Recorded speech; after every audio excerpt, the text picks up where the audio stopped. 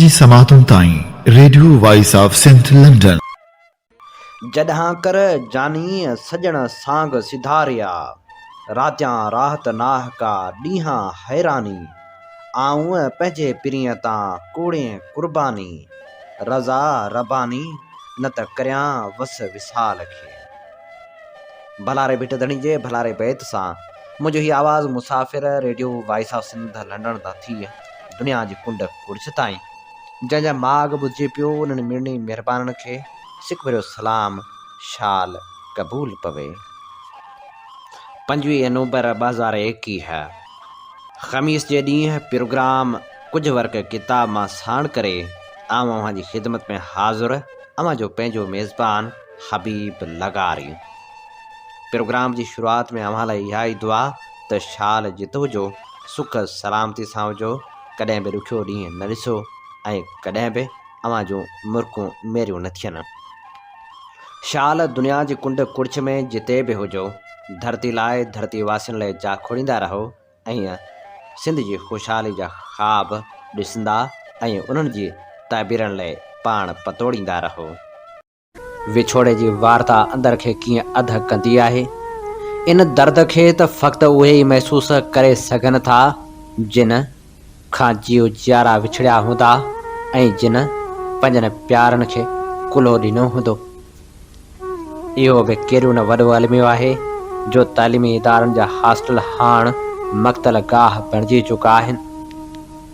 अञा डॉक्टर निमरता ऐं नायला रिंद वारे वाक़े जो दर्द ताज़ो ई आहे त मथां डॉक्टर नौशीन जो लाश मिलियो आहे। डॉक्टर नौशीन जेका सिंध जे सदा हयात शाइर उस्ताद बुखारी जी ॾोहटी हुई, जेका दादू जे पटन मां लाड़काणे इल्म मसीहाई पढ़ण लाइ आई हुई। 4th ईयर जी शागिर्दियाणी डॉक्टर नौशीन, जंहिंजे तमन्नाउनि खे पूरे थियण में बाक़ी कुझु अरसो ई रहियो हो, हू जेका जल्द डॉक्टर बणिजी वञे हा, हूअ जेका जल्द मिसकिन मारूड़नि लाइ मसीहा बणिजे हा, पर उन खां अॻु संस ज़िंदगी जो सिज उझामी वियो। संस पुरस्रार मौत केतिरा ई सुवाल उथारे छॾिया आहिनि। किथे ईअं त न आहे संस हयाती जे सिज खे ज़ोरियूं उझायो वियो आहे। लाड़काणे जी चांडका मेडिकल कॉलेज में पढ़ंदड़ 4th ईयर जी शागिर्दियाणी डॉक्टर नौशीन काज़मी जो कॉलेज जे हॉस्टल मां फाहो लॻल लाश मिलियो। डॉक्टर नौशीन काज़मी जो लाश हथ अचण वारे वाक़े ख़ौफ़ ऐं हिरास वारी सूरतहाल पैदा करे छॾी। हीअ हॉस्टल में ॿियो वाक़ियो आहे। इन खां अॻु डॉक्टर निमरता चंदाणी जो पिणु साॻे हॉस्टल मां लाश मिलियो हो। डॉक्टर नौशीन जे वालिद सैयद हिदायत अली काज़मी लाड़काणे में साफ़िन सां मुख़्तसर ॻाल्हाईंदे चयो त मां हिन वक़्तु परेशान आहियां। मुंहिंजी धीअ मूंखां विछड़ी वई आहे ऐं मुंहिंजी घरवारी प्रोफेसर मुनवर हैदराबाद जी अस्पताल में बीमारी जे बिस्तरे ते आहे। हुन चयो त मूंखे लाश मिलण वारे वाक़े ते शक आहे। पोस्टमार्टम थिए ऐं जांच कई वञे। हुन चयो त SSP लाड़काणो इमरान कुरैशी सां तफ़सीली ॻाल्हि ॿोल थी आहे, पर पोस्टमार्टम जी रिपोर्ट जे इंतज़ार में आहियूं, जंहिंखां पोइ कुझु चई सघिबो त केस दाख़िल कबो या न।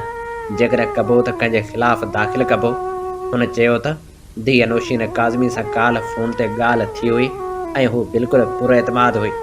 संस लहजे में कंहिं बि क़िस्म जी का बि परेशानी न हुई ऐं ख़ुदकशी करण लाइ का परेशानी जा सबब हुजणु ज़रूरी हूंदो आहे।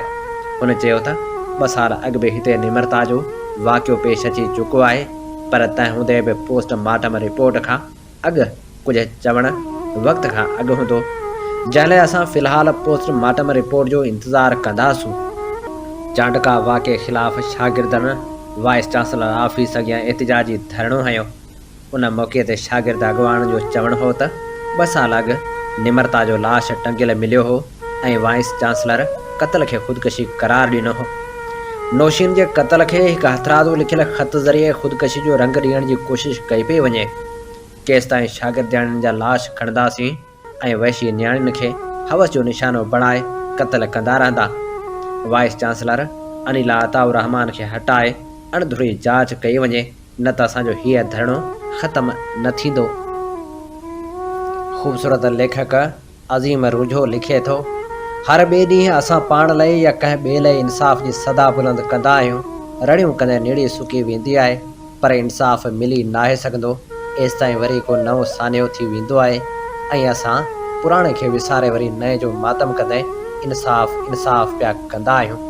हाणे ज़रूरत इन ॻाल्हि जी आहे जो डॉक्टर नौशीन वारे वाक़े जी अणधुरी जांच कई वञे।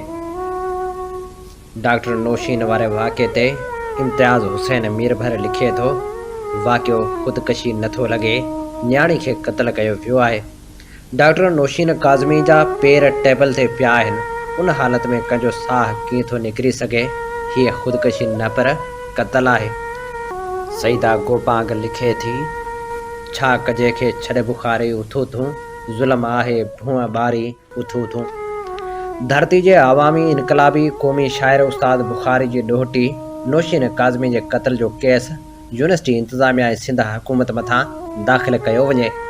मेडिकल जे शोबे में आख़िरी साल में पढ़ंदड़ न्याणी जेका कुझु महीननि में पंहिंजी तालीम मुकमल करे डिग्री खणी ख़ुशी ख़ुशी पंहिंजे घर में वञे हा, उन न्याणी खे जवानी में ई मौत जी अबदी निंड सुम्हारे उनजे माइटनि जे समूरनि ख़्वाबनि खे क़त्ल कयो वियो आहे। बाग़ी मुजाहिद लिखे थो, काश जेकॾहिं निम्रता सां इंसाफ़ थिए हा त अॼु वरी कंहिंजी न्याणी जो टंगियल लाश न मिले हा। क़ौम परस्त अॻवान ऐं नामियारो लेखक नवाज़ खान ज़ौर लिखे थो, हिकु औरत खे क़त्ल करणु पूरी काइनात खे क़त्ल करण जे बराबरि आहे। औरत जो क़त्ल अपार ज़िंदगी जो क़त्ल आहे। जे कानून मुंहिंजे हथ वस हुजे त मुंहिंजे कानून में ॿिए हर ॾोह लाइ माफ़ी आहे, औरत जे क़ातिल लाइ माफ़ी न आहे। नौशीन काज़मी वाक़े जी अदालती जांच कराई वञे। प्रोग्राम कुझु वर्क किताब मां में हाणे अव्हां सां वंडींदा हलूं उहा ख़बर त कराची मां खंभे गुम कयल शागिर्द आकाश सरगाणी अञा ताईं आज़ादु थी नाहे सघियो। संस आज़ादी लाइ वारसनि पारां एहतिजाजी मुज़ाहिरा कया विया। कराची जी बाक़ी कोरंगी वारे इलाइक़े मां 48 ॾींहं अॻु मुबैना तौरु खंभे गुम कयल मैट्रिक जे शागिर्द आकाश सरगाणी जे वारसनि प्रेस क्लब लाड़काणे अॻियां एहतिजाजी मुज़ाहिरो कयो। उन मौक़े ते खंभे गुम कयल शागिर्द जे भाउ हसनैन सरगाणी, नानीअ दादली ख़ातून, मासी राणी ख़ातून, मासी नाहिद, पुफी वज़ीरा ऐं ॿियनि दाहिदे चयो त असां असल ॾोकरी जे ॻोठ सूबेदार सरगाणी जा रहवासी आहियूं, पर 20 सालनि खां कराची जे इलाइक़े कोरंगी में रहूं था। 7 अक्टूबर ते वेगू गाॾियुनि में सवार अहलकार आकाश खे खंभे खणी विया, जंहिंजो हिन वक़्त ताईं को पतो न पइजी सघियो आहे। सदमे में संसि माउ बीमारी जे बिस्तरे ते पियल आहे। आकाश जो कंहिं बि सियासी तनज़ीम सां को वास्तो न आहे, न वरी हूअ कंहिं ॾोह में मुलविस आहे। हुननि मुतालबो कयो त खंभे गुम कयल आकाश खे जल्द खां जल्द आज़ादु कयो वञे। ॿिए तरफ़ मेहड़ में आकाश खे खंभे गुम करण ख़िलाफ़ आकिब सरगाणी, रमज़ान, दिलावर, फरीद ऐं अकील जी अॻुवाणी में एहतिजाजी मुज़ाहिरो कयो वियो। राधण में पिणु नौजवान आकाश जी आज़ादी जे लाइ आकिब, रमज़ान, दिलावर ऐं ॿियनि जी अॻुवाणी में एहतिजाज कयो वियो। हुननि वज़ीर आज़म, चीफ जस्टिस ऑफ पाकिस्तान खे अपील कई त नोटिस वठी नौजवान खे आज़ादु कराए इंसाफ़ ॾियारियो वञे।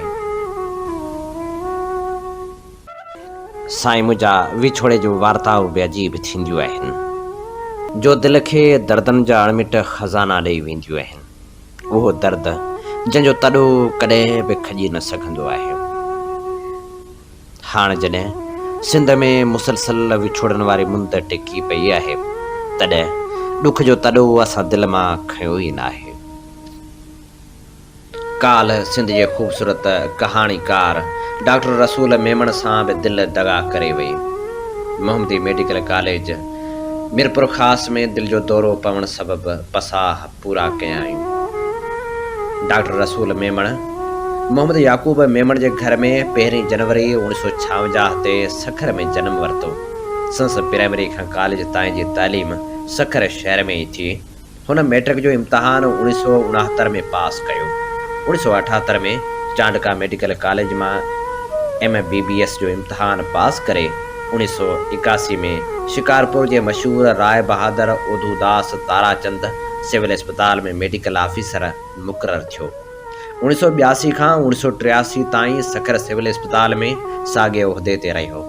1983 खां 1990 ताईं चांडका मेडिकल कॉलेज लाड़काणे में नौकरी कयाईं। जंहिं बाद 1991 में लाहौर में डिप्लोमा इन क्लिनिकल पैथोलॉजी कयाईं।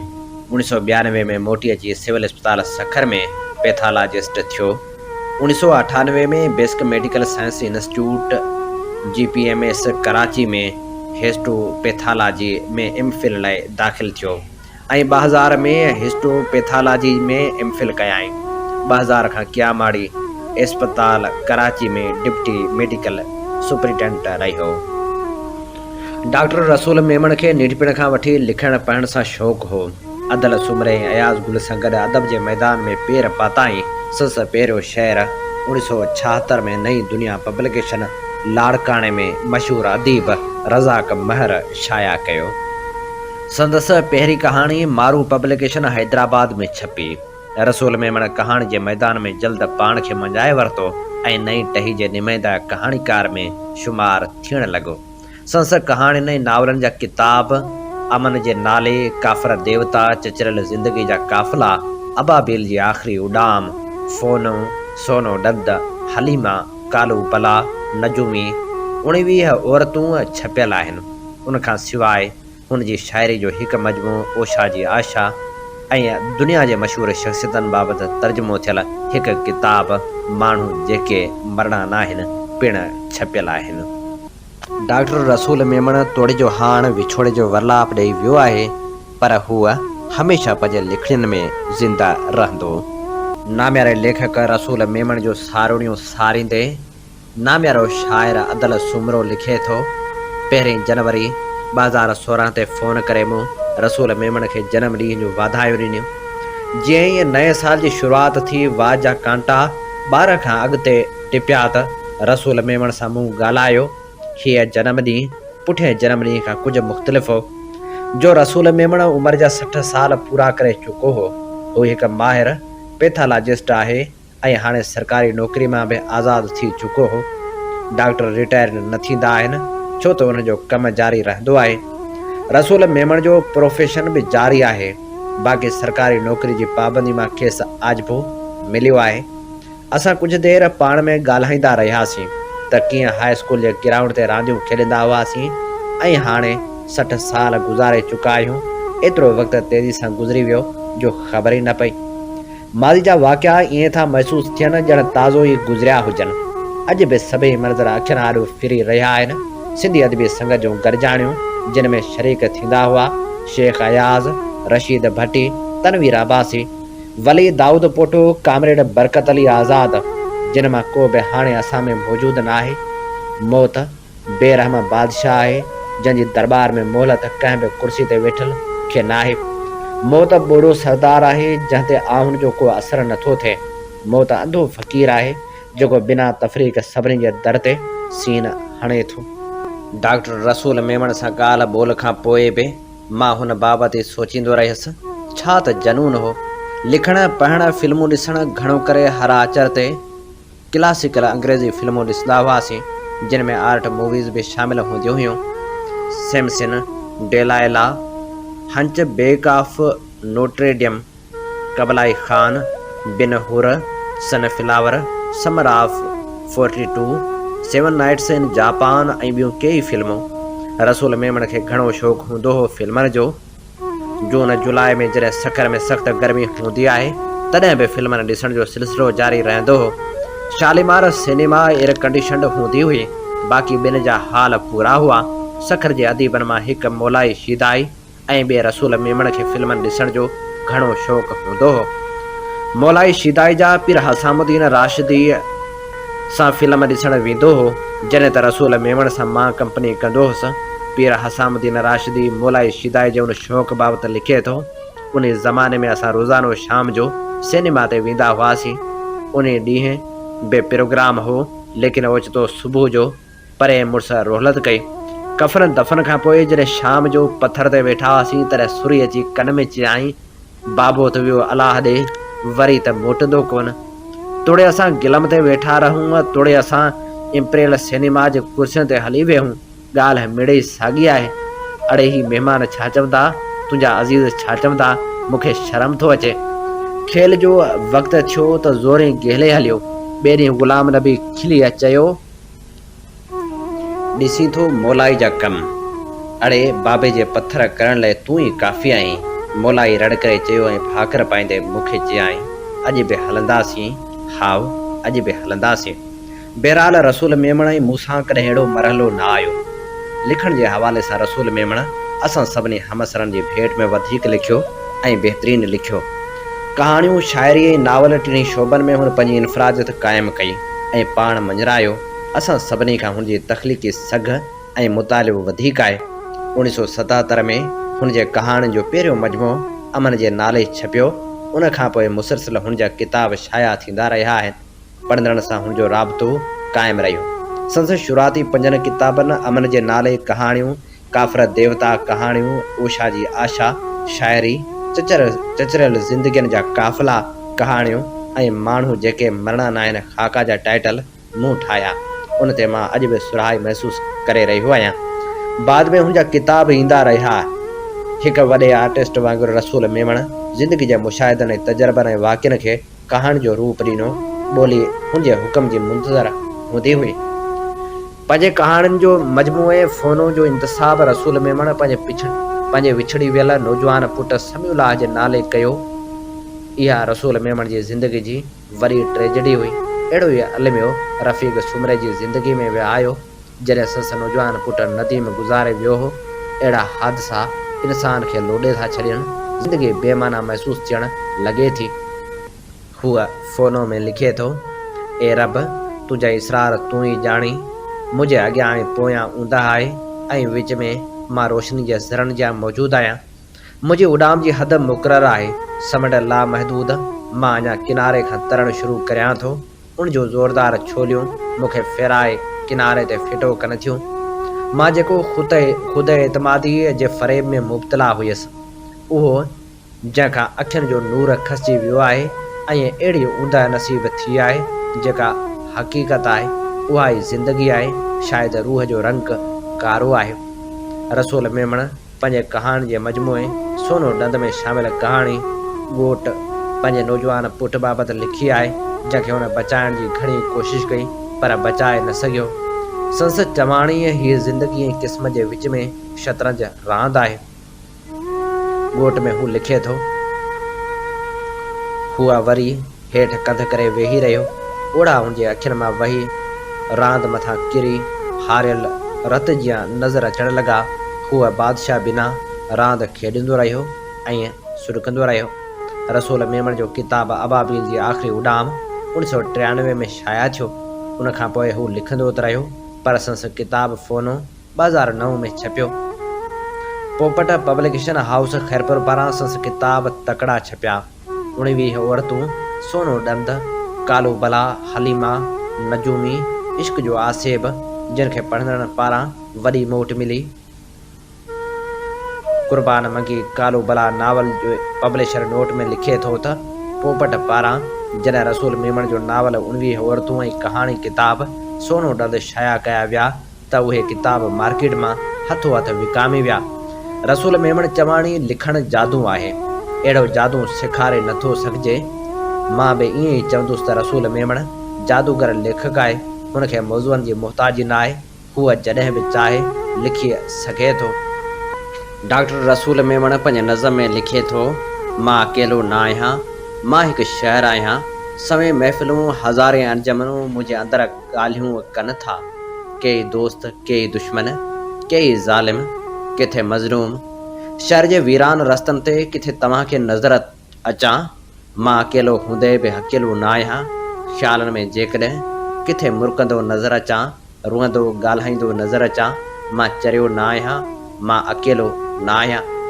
मुंहिंजा टहक मुंहिंजनि दोस्तनि सां आहिनि, जेके मूं में वेही भोग कनि था। मुंहिंजी हर मुर्क में महबूबा जो मुंहुं आहे। मुंहिंजनि सुरकनि में, मुंहिंजनि ॻोढ़नि में हज़ारे मज़लूम रुअनि था। मां का चौंक तां कंहिं घटी या घेड़ तां लंघंदो ॻाल्हाईंदो वञां थो त उहो ज़ालिम सां बहस करियां थो, को मुबाहिसो करियां थो। मुंहिंजे वजूद में हिकु जंग छिड़ियल आहे। मां विढ़ां थो जिस्म में लॻंदड़ हर गोलीअ ते रड़ करे रातिनि जो जागी पवां थो, रुआं थो, पंहिंजे हर फतह ते टहक ॾेई खिलां थो। पर मां चरियो न आहियां, अकेलो न आहियां। मुंहिंजे तन्हा वजूद में आहिनि समायल हज़ारे वजूद।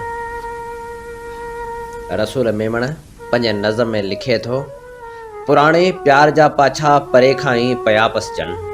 पुराणे प्यार जा पाछा परे खां ई पया पसजनि। झूनी मस्जिद बुढ़जो वण अंगण में पन पिया उॾरनि। झंगली गुलनि जे वलियुनि में वेढ़ियल मिराजड़ो मंतर तुंहिंजो मुंहिंजो मुजसमो पियो हो तंहिंजे अंदरि। बारिश भॻल खंडर अॻियां पुसियल पक्सरो पेचरो कदमनि जे आवाज़ ते कबूतर आखेरे मां उॾरी वियो। पुराणो किताब रखियल राबेल गोरीअ तुंहिंजा गजरा पाए ख़ुशबू बदिलजी वजूद खे छॾियो वाव बणाए। केसू फुल जे किरियल पतियुनि ते वेही मुंहिंजे गीत लिखिया। तुंहिंजे वजूद जी वाव में ख़ुशबू बणिजी उॾरी विया। कलाठियुनि क़बरनि मथां रूह जियां उॾरंदड़ यादूं से सभु अगरबत्ती दूहूं ऐं वाव में बदिलजी वयूं। हीअ असीं भेटा पेश करे रहिया हुआसीं नाम्यारे लेखक रसूल मेमण खे संस विछोड़े ते। अमीं ॿुधी रहिया आहियो radio voice of Sindh London ऐं असीं अव्हां जी ख़िदमत में प्रोग्राम पेश करे रहिया आहियूं कुझु वर्क किताब मां। प्रोग्राम कुझु वर्क किताब मां में हाण वर्क वरायूं था। पोरितन लाइ जाखोड़ींदड़ अज़ीम अॻवान जाम साकी जे नावलेट खाहोड़ी खिजन जा। ऐं असीं अव्हां जी ख़िदमत में पेश करियूं था हिन किताब जी ॿी क़िस्त। मालिकनि खे ॿुधाईंदे त नाराज़ थींदा। तोते न रुॻो नाराज़ थींदा पर मूंखे त नौकिरी मां ई कढी छॾींदा। जानू तंबीह वारी नोह में चयसि, वाह आऊं का चुगल खोर आहियां। नूरी मयार ॾींदे चयसि, चङो पोइ ॿुध। जानू पेरस कमियूं ते किताब पढ़ी रहियो हो। हूअ नूरी खे थोरनि अखरनि ऐं असराइते नमूने में सॼी ॻाल्हि करे ॿुधाइण लॻो। ॻाल्हि ख़तम थी वई त बि नूरी जी महवत क़ाइमु रही ऐं हू माठ रही। नूरी नूरी माठ छो आहीं? नूरी कंध मथे खयो त संस अखियुनि में ॻोढ़ा हुआ। हेतिरा सारा लखे मज़ूर बि सोभारा न थिया। मथनि हेतिरो वयल वियो भला छो सोभारा न थिया? हारियुनि खे जो न मिलाए सघिया। जानू चयो, सच थो चईं, हारी त घणा हूंदा आहिनि न। भला जे रुॻो हारी ईअं कनि हा त? नूरी खे पिण संई चाचस जी बेदख़ली यादि आई। जर्मनी में ईअं बि कयो हुआ पर नाकाम थिया। जानू जवाबु ॾिनसि। पोइ नूरी जे उन हिकु अखर में हिकु सुवाल ऐं हिकु दर्द हो। जॾहिं बि उन्हनि ॿिन्ही गॾिजी ईअं कयो आहे त सोभारा थिया आहिनि। जानू जी उन वराणी ते नूरी माठी रही। कुझु देरि खां पोइ हुन उथंदे चयो, ख़ुदा करे। ऐं हू उथी वञी कमकार खे लॻी। आचर जॾहिं शहनाज़ वरी शॉपिंग लाइ बाज़ार ॾांहुं निकिती, रहमान अञा ताईं न मोटियो हो। उन करे हू जानू खे साण करे वई। बोरी बाज़ार में घुमी फिरी शहनाज़ कपिड़नि जो जोड़ो वरितो, दर्जी खे ॾिनाई। अॻिते हली सिनेमा वारी कुंड तां हुन शाम जो अख़बारूं ऐं हिकु ॿ रिसाला वरिता। रिसाला वठी बोरी बाज़ार ॾांहुं मुड़िया। शायदि शहनाज़ खे वरी का शइ वठणु यादि अची वई। हू रस्तो ओरांघे अञा ॿ टे विखूं अॻिते हलिया त पुठियां कंहिं आवाज़ ॾिनो, जानी ओ जानी। जानूअ थोरो घबराइण जे बावजूदि हलंदो रहियो। हुन डॉक्टर कासिम जो आवाज़ सुञाणे वरितो हो। जानू पुठियां ॾाढा रड़ थी पर जानू ॿुधण खां नापरी वारे छॾी। शहनाज़ पोइते निहारियो। एतिरे में कंहिं जी जानू खे कुल्हनि खां वरितो। वाह जानी वाह, सुञाणे बि नथो। जी। जानू खां जल्दी में का ॻाल्हि कोन उकली। वाह पुट, नई शादी कई अथई त हेॾो मग़ज़ ख़राबु। कासिम टोके मयार वारे नूह में चयो, बेवकूफ़, ही मुंहिंजी साइण आहे, आउं हिन जो नौकर आहियां। जानू चिड़ में चयो, छाजो नौकर? को मैनेजर बेनेजर आहीं छा? कासिम जानू जी अख जे इशारे खे नज़रअंदाज़ कंदे पंहिंजी ॻाल्हि ते अट हणी बीही रहियो। कासिम साहिब, आउं हिननि जे घर में सौदो सल्फ़ आणींदो आहियां, कंहिं महिल ड्राइवरी बि कंदो आहियां। 70 रुपया पघार अथमि। जानू 70 रुपयनि ते ज़ोर ॾींदे चप भेड़े इशारे तौरु सम्झाइण जी कोशिशि कई पर कासिम जो ॿ साल FRCS करण लाइ विलायत में रही ताज़ो आयो हो त सूरत हाल जे मिज़ाज जो अहसासु न थियो ऐं घटि में घटि ओॾी महिल हुनखे यादि न आयो सो चयाईं तूं MA LLB 70 रुपया कासम तूं अञा 600 आहीं सफ़ा भूख बसर अलाए कहिड़े न अहम कन तोखे पास कयो आहे। जानू जी कावड़ पंहिंजे उरूज ते हुई चङो हल त कंहिं होटल जी केबिन में हली चांहि पियूं साइण हलो हुन कासिम खां पोइ शहनाज़ सां मुखातिब थी चयो। शहनाज़ अञा ताईं हैरत मां कंहिं महिल कासिम ॾांहुं त कंहिं महिल जानू ॾांहुं निहारे रही हुई। हलो हुन हिप्नाटाइज़ थी मामूल जीअं चयो। डॉक्टर कासिम पंहिंजी कार में वेठो ऐं शहनाज़ जी गाॾी पुठियां पुठियां हलणु लॻी। थोरी देरि खां पोइ जॾहिं शहनाज़ जी हैरत कुझु झकी थी तॾहिं चयाईं सो तूं मुंहिंजो मतिलबु आहे तव्हां MA LLB आहियो। हाणे खेसि अंग्रेज़ी अख़बार ऐं किताब वारी ॻाल्हि यादि अची रही हुई। जानू पंहिंजी परेशानी में गुम हो हुन को बि जवाबु कोन ॾिनो। हाणे हुनजे साम्हूं सूरत हाल ई नई हुई। कासिम जे हिकिड़े जुमिले न रुॻो हुनजो अझो ग़ैर महफ़ूज़ करे छॾियो हो पर आईंदा लाइ बि अंदेशा पैदा करे छॾिया हुआ। हीअ होटल जी कैबिन में वञी वेठा पर बेरे जे अचण ताईं त हुननि मां को बि कोन कुझो। बेरो आयो त कासिम शहनाज़ खां पुछो छा पीअंदो थधो या गरम। मां त शाम जो चांहि ई पीअंदी आहियां। जानू तूं मतिलबु आहे त तव्हां गुज़िरियल हिकु घड़ी शहनाज़ जो रवैयो बदिलाए छॾियो हो ऐं अञा हुनजे चहिरे तां हैरत जा आसार ग़ाइब न थिया हुआ। जानी त 24 कलाक चांहि पीअण लाइ तयारु रहंदो आहे। कासिम मुरकंदे चयो ऐं बेरे खे चांहि आणण लाइ चयाईं। बेरे जे वञण खां पोइ जानू कासिम खां पुछो कमाल आहे यार तो मूंखे सुञातो कीअं। कासिम खिली विराणियो वाह आउं तोखे न सुञाणंदुसि। कुझु बदन में हल्को सो ज़रूरु थियो आहीं पर तुंहिंजे हथ जी लोड तुंहिंजो मानी जहिड़ो मथो तुंहिंजी चाल मतिलबु त तुंहिंजी हर ॻाल्हि वॾे वाक़े पई तुंहिंजी सुञाणप कराए। हाणे मूंसां त पूरी वाक़फ़ियत करायो। शहनाज़ कासिम खे मुखातिब थी चयो। जानू कुझु कुछे ई कुछे तंहिंखां अॻे कासिम चयो तव्हांखे सचपच जानब अली बाबति का ख़बर कान्हे। जानब अली शहनाज़ खां रड़ थींदे थींदे रहिजी वई। इनकलाबी जेको रूपोश आहे ऐं जंहिं ते 10,000 रुपया इनाम आहे। जी हुन जीअं ते ज़ोर ॾींदे जानब खां पुछो इनाम बि अथई छा।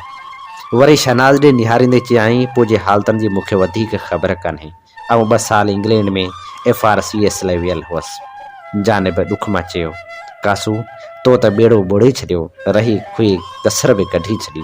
छो कासिम हैरान थी पुछसि। दोस्तनि जो मशवरो हो त 6-8 महीना पंहिंजे मुंहुं सूंहं गुम रहिजे सो हिते आराम सां रहियो पियो हुउसि पर हाणे त हिते नथो रही सघिजे। छो शहनाज़ पुछो।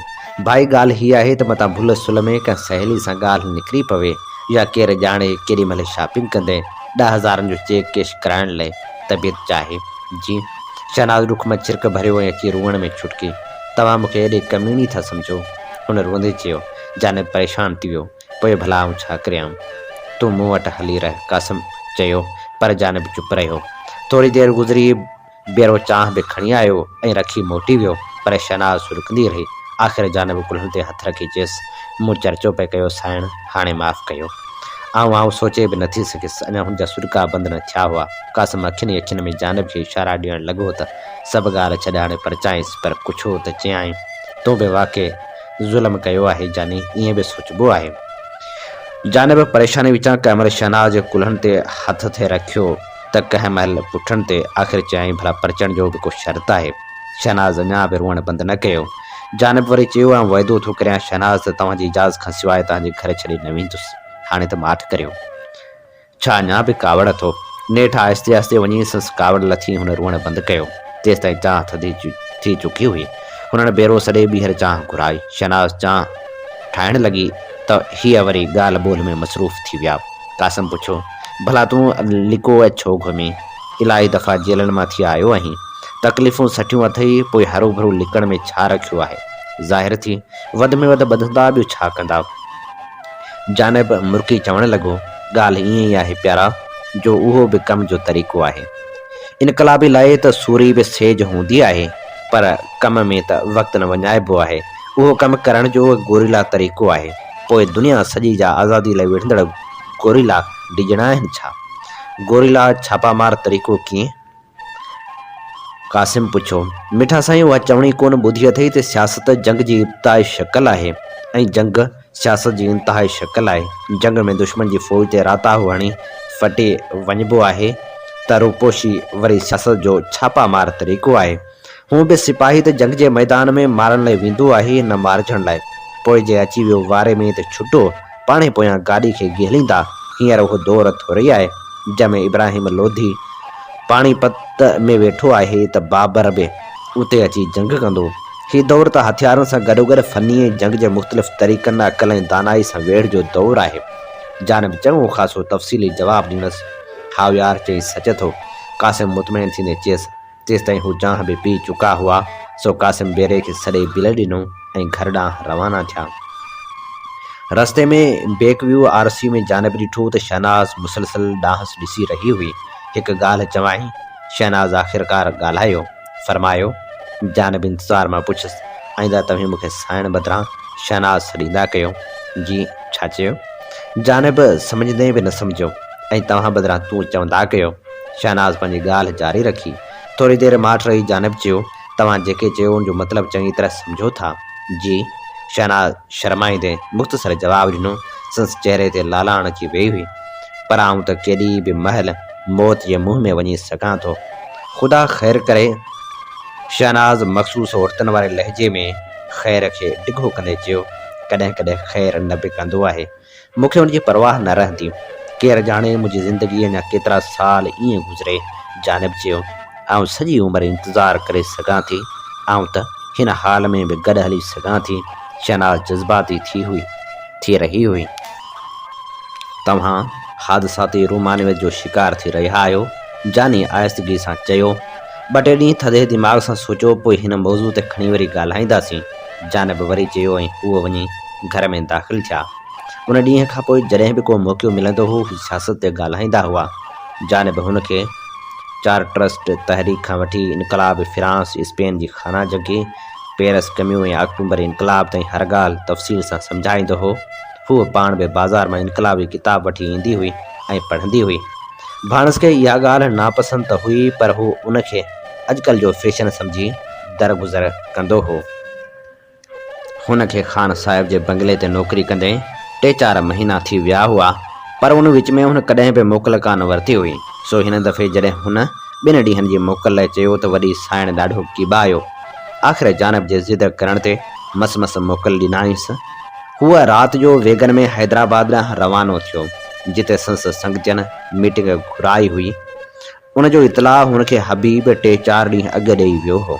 उहे 3-4 ॾींहं हुन जहिड़ा ओखा काटिया अहिड़ा ओखा हुन कॾहिं बि न काटिया हुआ छाकाणि त हबीबी खेसि अनवर बाबति इतलाउ ॾिनो हो जेको 3-4 ॾींहं अॻे गिरफ़्तार थियो हो।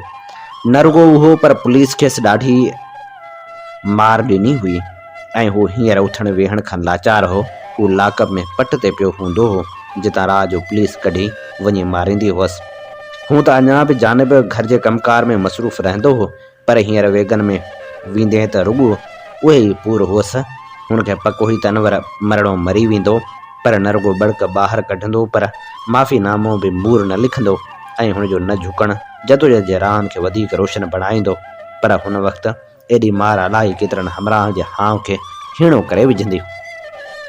मथां वरी अनवर बुत जो कमज़ोर सस्तियुनि होटलनि ते मानी खाइण 3-4 वेला लंघण कढण करे कॾहिं हिकु बीमारी जो निशानो हूंदो हो त कॾहिं ॿिए जो।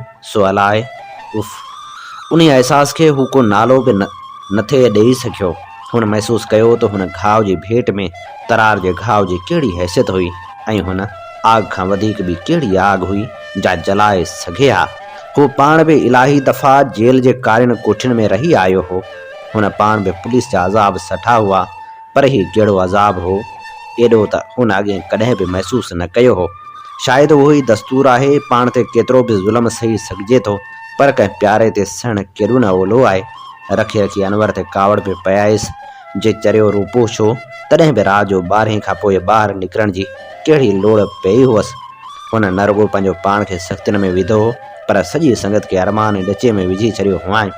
हुनखे मास्तर ख़ुदा बख़्श यादि आयो जेको कंहिं बि दोस्त ते थोरे घणे अज़ाब जो ॿुधी रोई वेंदो हो।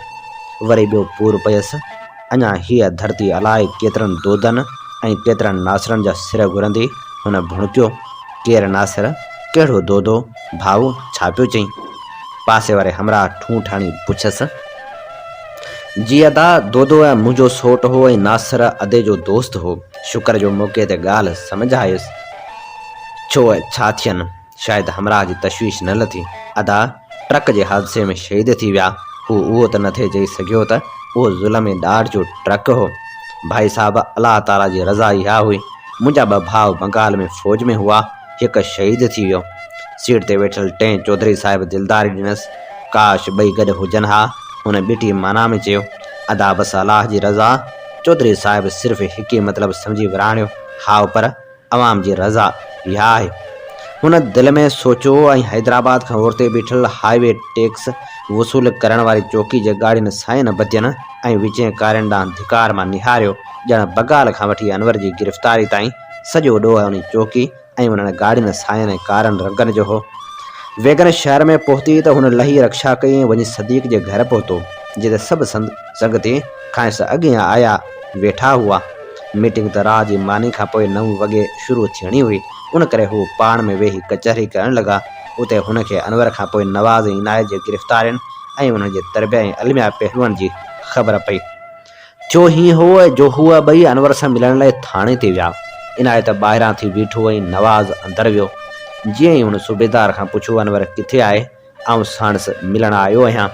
सूबेदार यकदमि खांसि पुछो, नालो छा अथई? नवाज़ अली। हुन सूबेदार ते रोब विझण लाइ सोट ते पियल फर्ज़ी दज़ लाहिण लाइ आंगुर सां छंडको ॾिनो। ओहो साईं, भले करे आया।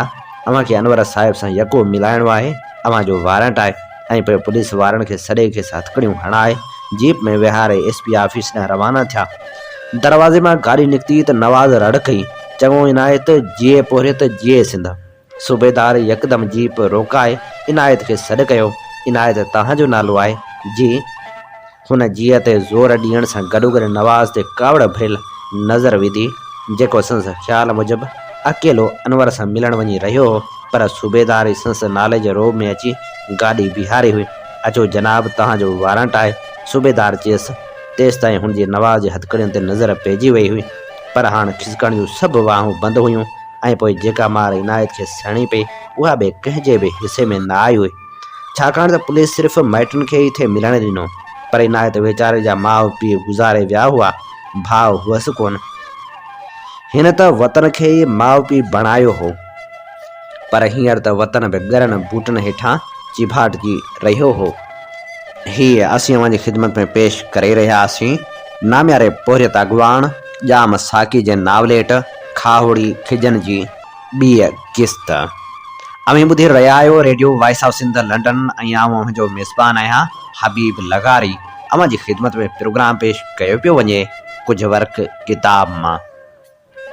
जीअं त अव्हीं बख़ूबी ॼाणियो था त radio voice of Sindh London अव्हांजी ख़िदमत में अहिड़ा प्रोग्राम पेश कंदो आहे जिन में सुजाॻी जा सॾ हुजनि, जिन में मालूमात जा ख़ज़ाना हुजनि, जिन में पोरियत तबिके जी ॻाल्हि हुजे, जिन में सिंध जी ॻाल्हि हुजे ऐं सिंध जे उन्हनि माण्हुनि जी ॻाल्हि हुजे जेके अॼु बि ॿिन वेलनि जी मानी लाइ परेशान आहिनि। उहे पोरियत जिन खां हक़ खसिया विया आहिनि ऐं असीं अव्हांजी ख़िदमत में उहे यादगार प्रोग्राम बि नशर कंदा आहियूं जेके हाणे माज़ी जो हिसो थी चुका आहिनि।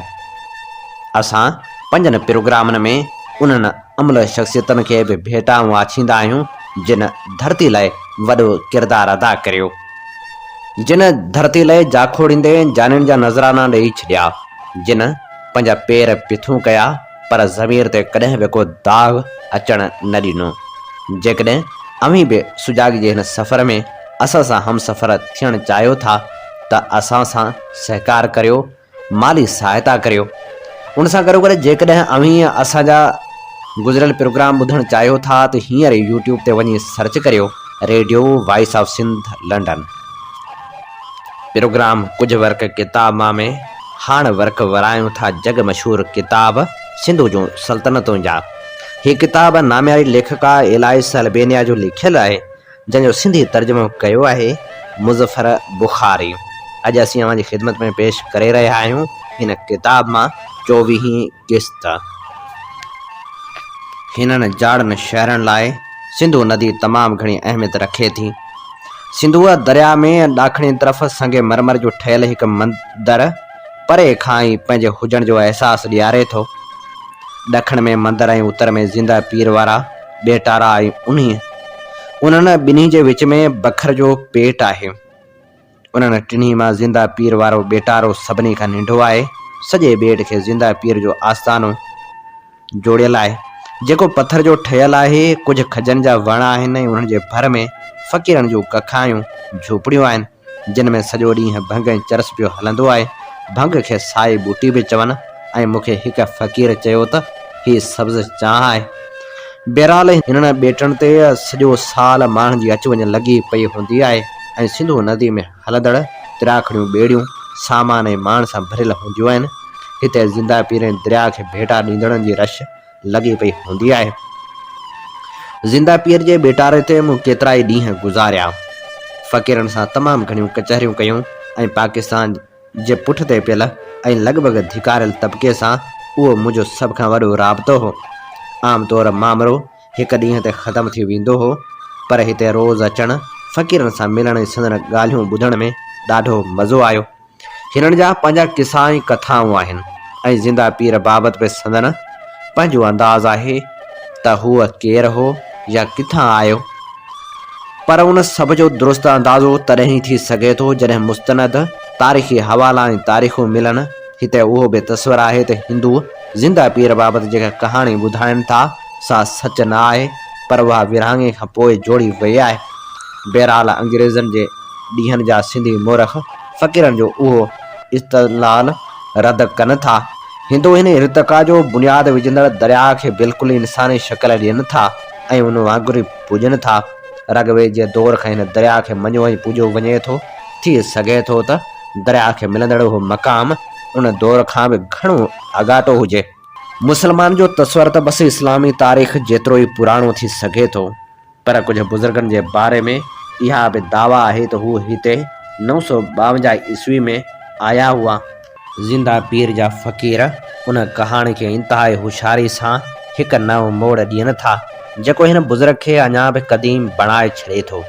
फ़क़ीरनि जो चवणु आहे त दरिया हिन ॿेटारे ते निर्वार थींदड़ हीअ बुज़ुर्ग दरअसल ख़्वाजा ख़िज़र जी लफ़्ज़ी माना साईं सरसब्ज़ आहे ऐं हुनजो ज़िक्र सॼी दुनिया में मौजूदु मुस्लमाननि अक़ीदनि में बि मिले थो ऐं केतिरियूं ई कहाणियूं बि मनसूब कयूं वञनि थियूं। हीअ बुज़ुर्ग आबी दुनिया सां तालुक़ु रखे थो, संसद पोइलॻ खेसि अञा बि देवमाला किरदारु बणाए छॾीनि था। जीअं गादी नशीन जो चवणु आहे त हीअ उहो ई बुज़ुर्ग आहे जंहिंजो ज़िक्र ख़्वाजा ख़िज़र जे नाले सां थियल आहे। हदीसनि में बि ख़्वाजा ख़िज़र जो ज़िक्र मिले थो, जेको हज़रत मूसा अलैहिस्सलाम जो दोस्त हो ऐं संस हर ॾुखे वक़्त में गुमनाम रही मदद कंदो रहियो। आलम इस्लाम जे वजूद में अचण बाद खां ई हज़रत ख़्वाजा ख़िज़र जी हर हंधि मौजूदगी जो ज़िक्र मिले थो ऐं उनखे दुरुस्त साबित करण लाइ कुझु हवाला बि मिलनि था। हिकु अंग्रेज़ कामोरे बि उन ते तहक़ीक़ कई हुई, जेका कुझु सबबनि जे करे छपिजी न सघी हुई। उन कामोरे जो नालो रचरड कार्नेक टेम्पल हो। हुन जी तहक़ीक़ मूजिबि हीअ अहिड़ो दरवेश आहे जंहिंजो ज़िक्र न रुॻो सॼे हिंदुस्तान पर मराकश खां माली जे अप ॿेट ताईं हिन बुज़ुर्ग जो न रुॻो ज़िक्र मिले थो, पर केतिरियूं ई कहाणियूं ऐं कथाऊं बि मिलनि थियूं। हू हर कंहिं जो मददगार आहे ऐं हिकु करिश्माती किरदारु आहे। मुस्लमान अॼु जे दौर में बि ख़्वाजा ख़िज़र खे दरिया जो बादशाह ऐं समुंड जो हुक्मरान सम्झनि था। सिकंदर आज़म जे मुहिमनि बाबति मुस्लमान मुर्खनि जेके कुझु लिखियो आहे, उनखे यूरोप ऐं एशिया में बि मञियो वञे थो त ख़्वाजा ख़िज़र सिकंदर आज़म जो दोस्त बणियो हो ऐं खेसि आब हयात ताईं पहुचण जो ॾस ॾिनो हो। आब हयात जो उहो चश्मो ख़्वाजा ख़िज़र उन वक़्तु ॻोल्हे लधो जॾहिं हू हिकु मुअल ऐं सुकल मच्छी खे पाणी में उछलाइण लाइ खणी वियो त रस्ते में खेसि उहो चश्मो नज़र आयो ऐं हुन उहा मुअल मच्छी उन चश्मे में विधी त खेसि उहो ॾिसी हैरत थी त उहा मच्छी न रुॻो जीअरी थी पई, पर अॻे खां बि वधीक सिहतमंद नज़र अचणु लॻी। हुन उन ई चश्मे जे किनारे ते मांझांदो कयो ऐं पाणी वटि मौजूदु न हो, तंहिं करे हुन उन आब हयात वारे चश्मे मां पेट भरे पाणी पीतो हो, जंहिं करे खेसि अब्दियत हासिल थी वई। ख़्वाजा ख़िज़र खे पक थी वई त उहो ई आब हयात आहे, सो हूअ जल्दी वापसि मोटियो ऐं सिकंदर आज़म खे वठी उन हंध ते आयो, पर उन वक़्त ताईं उहो चश्मो ग़ाइब थी चुको हो। हिक लिहाज़ खां उन में इंसान ज़ात जी भलाई बि हुई, छाकाणि त ॿी सूरत में अॼु बि सिकंदर आज़म न रुॻो जहिड़ो हुजे हा, पर पंहिंजे ख़्वाहिश मुताबिक़ मुल्क फ़तह कंदो रहे हा। उहो ई सबबु आहे जो अॼु रुॻो ख़िज़र खे ज़िंदा सम्झो वञे थो, जेको मुसाफ़िरनि जो रहनुमा आहे ऐं हर ॾुखे वक़्त में वाहिर करे थो। चयो वञे थो त जेको बि जाइज़ मदद लाइ खेसि दिलि सां पुकारे थो त हूअ उन जी मदद करे थो। सिंध में हिन बुज़ुर्ग जो पहिरियों तज़किरो जेको किताबनि में मिले थो सो 952 ईस्वी जो आहे। दहली जो हिकु हिंदू वापारी पंहिंजे धीअ सां गॾु दरिया में लहवारो सफ़र करे रहियो हो। वापारी जी धीअ बेहद हसीन हुई ऐं संस हुसन जी हाक अॻु में ई अलूर जे ज़ालिम बादशाह ताईं पहुची चुकी हुई। जंहिं उन सुंदर नारी खे हासिल करण लाइ वापारी ते हमिलो करण जी तयारी कई। उन हमले दौरान नारी दिलि सां ख़्वाजा ख़िज़र खां मदद घुरी ऐं ख़्वाजा ख़िज़र न्याणी जी लॼ बचाइण लाइ दरिया जो रुख मटाए छॾियो। अहिड़ी तरह राजा जो लश्कर वाइड़ो थी लुड़ी वियो ऐं दरिया अलूर वटां वहण छॾे ॾिनो, जंहिं करे अलूर उजड़ी वियो। मौजूदा गादी नशीन जेको डिघे अरसे ताईं पाकिस्तान जे इंतहाई गैर मक़बूल इदारे वापडा सां लाॻापियल रहियो आहे, सो उन जी तस्दीक करे थो त काफ़ी आगाटो दरिया पंहिंजो रुख मटायो हो, पर हिकु इंजीनियर जी हैसियत में हू उहा तस्दीक करण खां क़ासिर आहे त दरिया ख़्वाजा ख़िज़र जे करे रुख मटायो हो। बहरहाल पंहिंजी जवानी जे ॾींहनि में आब हयात पींदड़ ख़्वाजा ख़िज़र क़ुरानी हवालनि मूजिबि नबी आहे ऐं ज़िंदा जावेद आहे। 19वीं सदी जे पुॼाणी ताईं सखर में हिंदू ऐं मुस्लमान गॾिजी ज़िंदा पीर जी पूॼा कंदा हुआ। 1874 ईस्वी जे सिंध गज़ेटियर में बि उन गैर रिवायती गॾियल पूॼा या इबादत जो ज़िक्र मिले थो। 1919 में जॾहिं सिंध गज़ेटियर छपी त उन वक़्त ताईं हिंदू हिन ॿेड़ तां लॾ पलाण करे चुका हुआ। उन तकरार ऐं लॾ पलाण बाबति मूं गादी नशीन खां पुछो त हुन वराणियो त 1880 ईस्वी में हिंदू दावा करण लॻा त हिन हंध ते जीअं त को मज़ार अॾियल न आहे, तंहिं करे उन मां साबित आहे त उहा लाफ़ानी हिंदू देवता जी समाधि आहे। मुस्लमान जो चवणु आहे त हू त ख़्वाजा ख़िज़र जीअं त ज़िंदा आहे, तंहिं करे संस मज़ार नथी अॾे सघिजे। आख़िरकार मामिलो वञी अंग्रेज़ अदालत ताईं पहुतो। अंग्रेज़ अदालत मुस्लमान जे हक़ में फ़ैसिलो ॾिनो ऐं उते खेनि इबादत करण जो हक़ ॾिनो, जंहिं खां पोइ हिंदू उतां हलिया विया ऐं दरिया जे कप ते हिकु ॾेवरी जोड़ी ऐं मंदर ॾे उते पूॼा करण लॻा। जेकॾहिं तव्हां ज़िंदा पीर जे बेटारे तां बीही ॾिसंदा तव्हांखे दरिया जे कप ते हिकु वॾे हेॾे रंग जी इमारत नज़र ईंदी, जेका बाद में अॾियल उन मंदर जी आहे। 1956 ईस्वी में बोड आई त हिन बेटारे ते जेके बि के क़दीम अॾावतूं हुयूं तिन खे लोड़े खणी वई। मस्जिद बि पाणी जे हवाले थी वई। चांदी जा दरवाज़ा ऐं नाग देवता जो ताज बि लुढ़ी वियो। बोड खां पोइ जेको बचियो सो रुॻो सिधे पत्थर जो हिन बुज़ुर्ग जो आस्थान हो। मूंखे अदालत जो उहो फ़ैसिलो ॾिसण जो शौक़ु जाॻियो, पर गादी नशीन ॿुधायो त फ़ैसिले जो उहो नक़ल संस वकील सोठ खां परॾेही जे हवाले करे छॾियो, जंहिंजे नाले जी खेसि ख़बर न आहे। खेसि इहो बि यादि न आहे त उहो अदालती हुकम अंग्रेज़ी, सिंधी, संस्कृत या फ़ारसी ज़ुबान में हो। बसि खेसि रुॻो एतिरी ख़बर आहे त अदालत मुस्लमान जे हक़ में फ़ैसिलो ॾिनो हो। वकील साहिब जो ख़्यालु हो त उहो फ़ाइल भर वारी सिविल कोर्ट में ज़रूरु मौजूदु हूंदो ऐं असीं ॿई गॾिजी सिविल कोर्ट वियासीं। दरिया जे कप ते अॾियल उहा वाहिद इमारत वञी बची हुई, जेका आम माण्हुनि दरिया जे जोश खां बची वई हुई। हिकु औरत सिविल जज जी हैसियत में उते मुक़ररु हुई। साणस मुलाक़ात कई ऐं हू घुंघरू वारनि ऐं लिपस्टिक समेत मुकमिल सिंगार सां मौजूदु हुई ऐं कंहिं ॿिए दुनिया जो ॾेख ॾेई रही हुई। हुन असां ते उहा महिरबानी कई त असांखे घुर्बल रिकॉर्ड जी ॻोल्हा जी इजाज़त ॾिनी, पर रिकॉर्ड रूम जी अबतर हालत हुई। ख़बर पई त 3 महीना अॻु मालखाने में रखियल केसनि सां लाॻापियल हथियारनि ऐं बारूद में ज़ोरदार धमाका थिया हुआ, जंहिंसां इमारत जे उतरे हिसे खे शदीद नुक़सानु पहुतो हो ऐं हेड क्लार्क बि उन में मारिजी चुको हो, जंहिंखे समूरे रिकॉर्ड जी ॼाण हुई। बहरहाल असां 1880 खां वठी समूरनि केसनि जूं ॻठड़ियूं खोलियूं ऐं ॾिठियूं, पर उहो केस न मिली सघियो। बरतानवी राज में उहो फ़ैसिलो मक़ामी अहमियत खे नज़र में रखंदे ॾिनो वियो हो ऐं उन खां इंग्लैंड खे आगाह करणु मुनासिब न सम्झो वियो हो। बरतानवी रिकॉर्ड में इन मामले जो ज़िक्र रुॻो 2 भेरा ई मिले थो। हिकु भेरो 1994 जी पब्लिक वर्क्स डिपार्टमेंट जे हिक ठराव में मिले थो, जंहिंमें ॼाणायो वियो आहे त ज़िंदा पीर वारे ॿेटारे ते छॾियल हिंदू माण्हू जी ज़मीन कंहिं बि सरकारी कम में नथी अची सघे। तंहिं करे जिंद पीर फ़क़ीरनि यानी ज़िंदा पीरनि जे फ़क़ीरनि खे 1000 रुपयनि एवज़ ॾिनी वञे। ॿियो ज़िक्र 1919 जे सिंध गज़ेटियर में, जंहिंमें ज़िक्र आहे लॻभॻि 20 साल अॻु में हिंदू माण्हू जी दावा रद्द कई वई हुई ऐं हुननि पंहिंजे तौर ते जिंदा पीर यानी ज़िंदा पीर जो मज़ार सिंधु नदी जे सखर वारे कप ते अॾियो हो।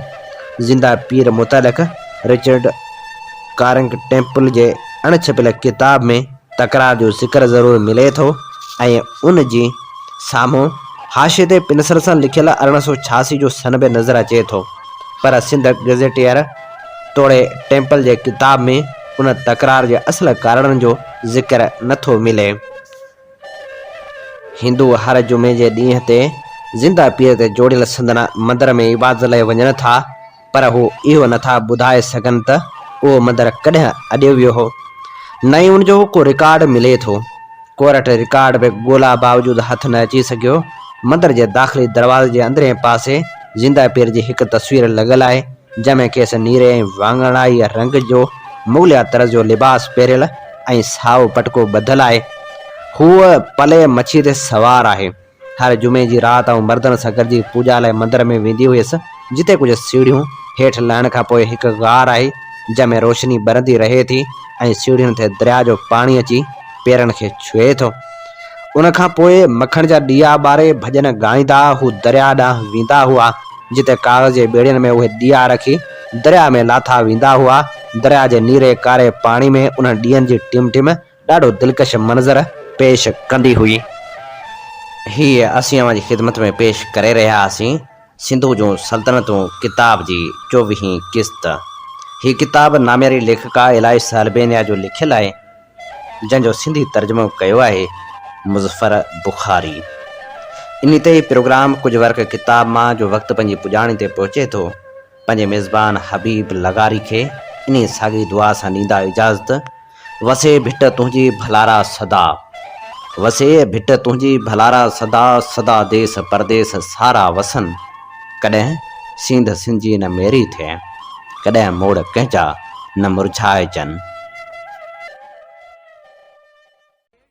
सिंधु मुंहिंजी अमा सूह तुंहिंजी मथा छा लिखी, छा लिखां छा लिखी छा लिखां। सिंधु मुंहिंजी अमा, दुनिया जा सिंधियो हिक मुठ थी सिंध बचायो। सिंधु मुंहिंजी अमा सूह तुंहिंजी मथा छा लिखी छा लिखां। सिंध जो क़ौमी आवाज़ radio voice of Sindh London.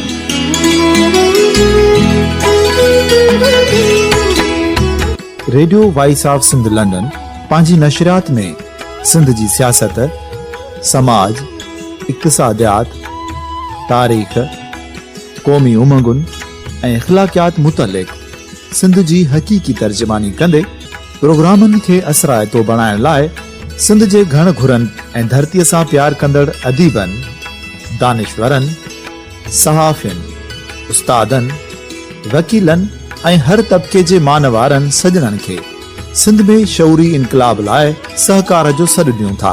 अचो त गॾिजी सूफ़ियुनि ऐं संतनि वारी सिंध जो ओज हिकु मुठ थी वरी वापसि आणण वारे सफ़र जा साथारी बणिजऊं।